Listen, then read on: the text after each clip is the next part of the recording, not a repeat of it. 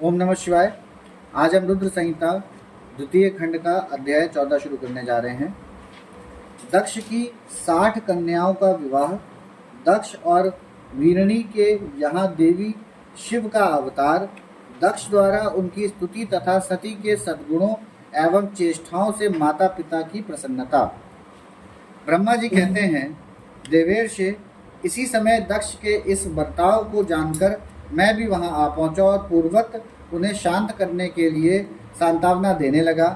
तुम्हारी प्रसन्नता को बढ़ाते हुए मैंने दक्ष के साथ तुम्हारा सुंदर स्नेहपूर्ण संबंध स्थापित कराया। तुम मेरे पुत्र हो, मुनियों में श्रेष्ठ और संपूर्ण देवताओं के प्रिय हो, अतः बड़े प्रेम से तुम्हें आश्वासन देकर मैं फिर अपने स्थान पर आ गया। तदंतर प्रजापति दक्ष ने मेरी अनुनय के अनुसार अपनी पत्नी के गर्भ से 60 सुंदरी कन्याओं को जन्म दिया और आलस्य रहित हो धर्म आदि के साथ उन सबका विवाह कर दिया। मुनीश्वर, मैं उसी प्रसंग को बड़े प्रेम से कह रहा हूँ, तुम सुनो। मुने, दक्ष ने अपनी 10 कन्याएं विधि पूर्वक धर्म को ब्याह दी, 13 कन्याएं कश्यप मुनि को दे दी और 27 कन्याओं का विवाह चंद्रमा के साथ कर दिया।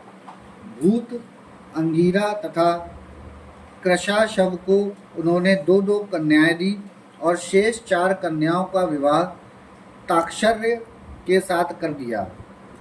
इन सब की संतान परंपराओं से 3 लोक भरे पड़े हैं, अतः विस्तार भय से उनका वर्णन नहीं किया जाता।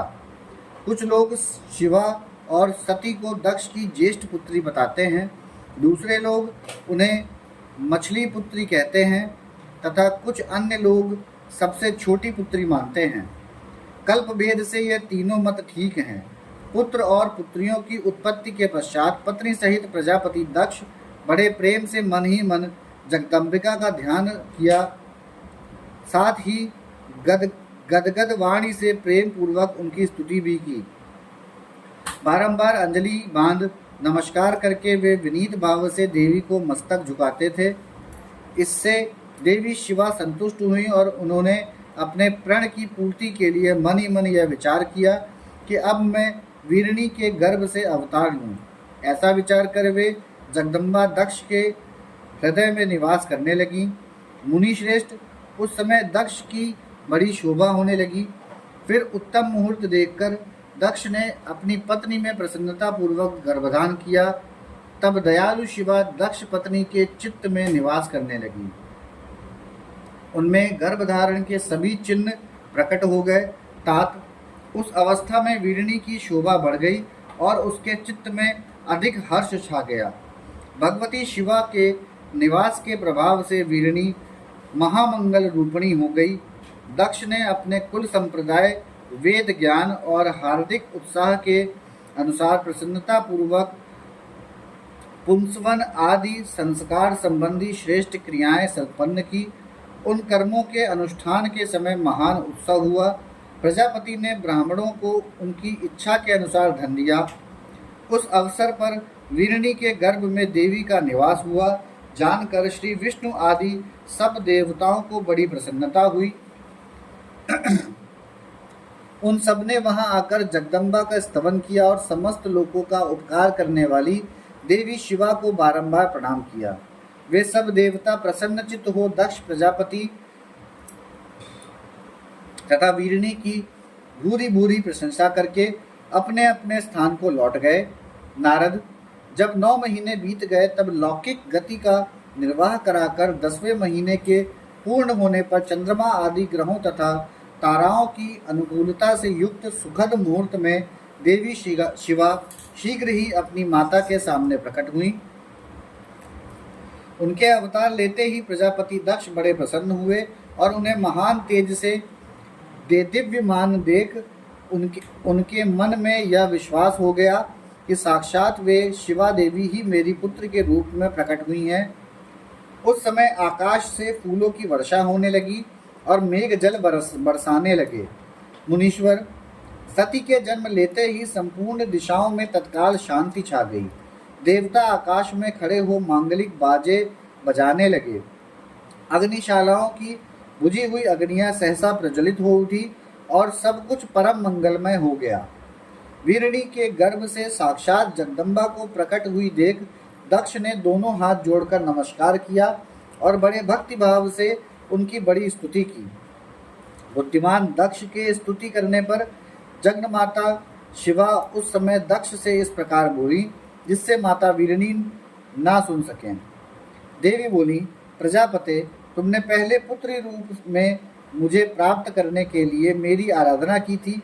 तुम्हारा वह मनोरथ आज सिद्ध हो गया। अब तुम उस तपस्या के फल को ग्रहण करो। उस समय दक्ष से ऐसा कहकर देवी ने अपनी माया से शिशु रूप धारण कर लिया और शैशव भाव प्रकट करती हुई वे वहां रोने लगी। उस बालिका का रोदन सुनकर सभी स्त्रियां और दासियां बड़े वेग से प्रसन्नता पूर्वक वहां आ पहुंची। अक्षिनी की पुत्री का अलौकिक रूप देखकर उन सभी स्त्रियों को बड़ा हर्ष हुआ। नगर के सब लोग उस समय जय जयकार करने लगे। गीत और वाद्यों के साथ बड़ा भारी उत्सव होने लगा। पुत्री का मनोहर मुख देखकर सबको बड़ी ही प्रसन्नता हुई। दक्ष ने वैदिक और कुलोचित आचार का विधिपूर्वक अनुष्ठान किया, ब्राह्मणों को दान दिया और दूसरों को भी धन बांटा। सब ओर यथोचित गान और नृत्य होने लगे। भांति भांति के मंगल कृत्यों के साथ बहुत से बाजे बजने लगे।